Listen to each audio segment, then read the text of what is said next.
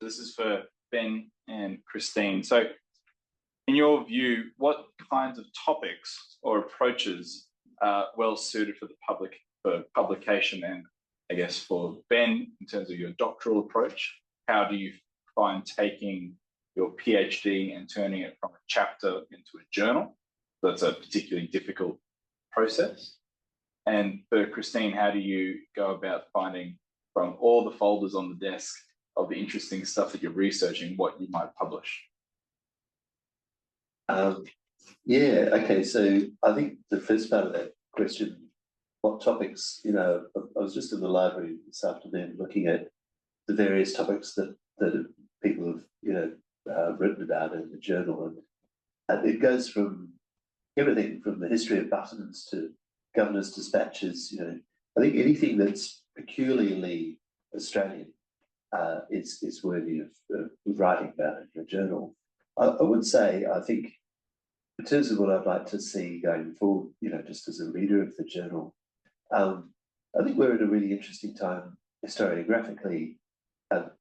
We sort of turned away from our own history for various reasons for quite a long time, particularly our early colonial history, things like the frontier wars, the White Australia policy, the stolen generations. There's a number of reasons why people were, I'm not saying people didn't publish articles about this sort of thing, but that there wasn't the amount of public engagement with the history of this country, as particularly the early history. And I think in the 70s, there was a sort of a pulling away from looking outside and the sort of cultural cringe to really looking at the history of Australia. And there was a lot of sort of protest and a lot of mourning when it came to the colonisation of this country and the dispossession of Indigenous peoples and the history, the racist history of this country. And then in the 80s, 90s, there was the history wars. And so there was this sort of era of polemicism where, if you wrote about the early history of Australia, there was the danger that it would take on a kind of partisan hue.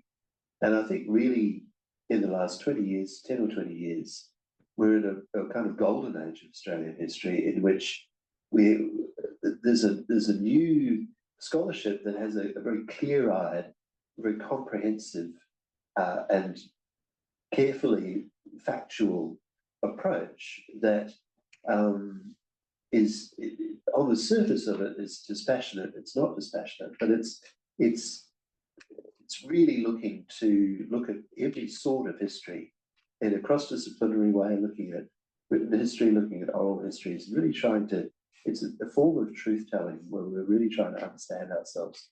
And that's the sort of thing that I'd love to see in the journal going forward. And quickly, the second bit of that, just turning, the article, a 10,000-word article, into something that might be about 60,000 words. It was wonderful for me because I really did just write about the history of the martial law events in Australia.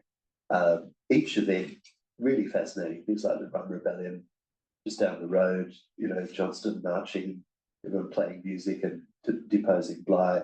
Everyone knows about that, but not many people know that Johnston declared martial law for a single day in order to arrest Bligh, and then had a declaration in which he said martial law's now over and everything's fine. Thank you, sterling officers of the and he had no authority to declare it. It's a really interesting episode. The Eureka Stockade, other independently very historical, interesting episodes in the history. So I wrote about the history, and now with that structure, I can now overlay the doctrine and the theory. So really, the thesis, I imagine, will now write itself. Well, here's to that. Satisfy supervisor disclosures. I'll hold him to that. We've got a recording as well. The thesis writes itself. Easy. Christine? Well, I think you touched on just one thing that I hadn't noted down, but I think we do need to consider this truth-telling.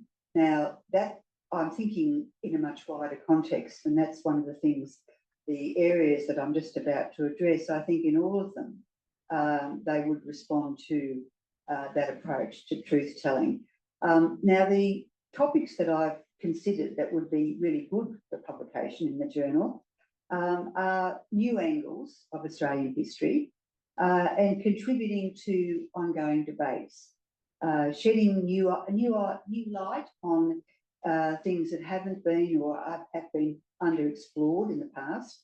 And now these aren't in any particular order, but Australian social and cultural history, articles that investigate the social and cultural dimensions of Australian history, including particularly the experiences of different communities.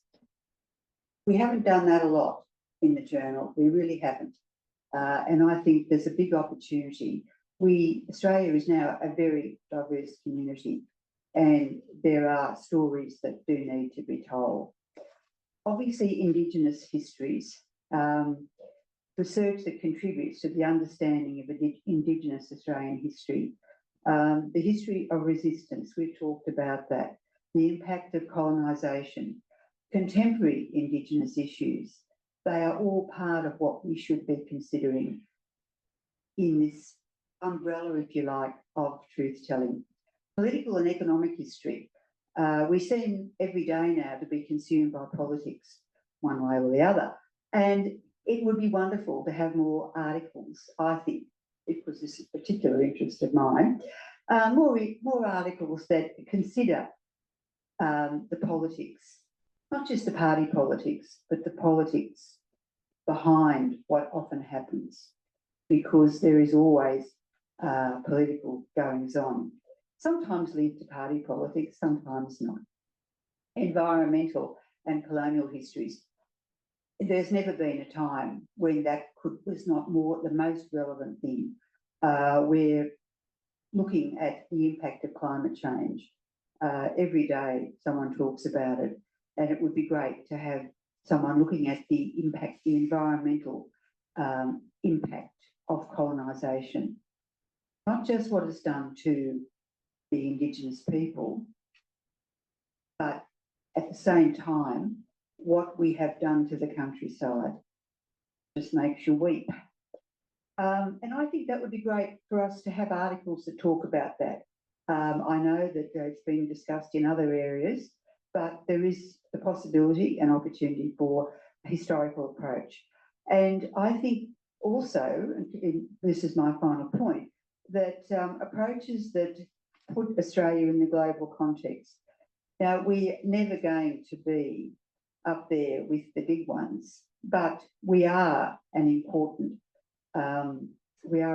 country. We do play an important part in the wider world through trade, migration, diplomatic relations. And I think there is an opportunity, and I have already seen some terrific articles looking at this aspect of diplomacy in particular and the role that Australia has played. Not least, one of my particular heroines, Jessie Street, plays the role that she played in the discussions at the UN, let alone the role that Billy Hughes played at the discussions after the League of Nations, and as a result, of course, the aspect of the White Australia policy, but let's not go there. So I think there are lots of opportunities, and I think, please, I think Sam would agree, please get that keyboard out and start writing. We would love to hear all kinds of articles. We can only publish a certain number at a time, but please do keep the articles running through.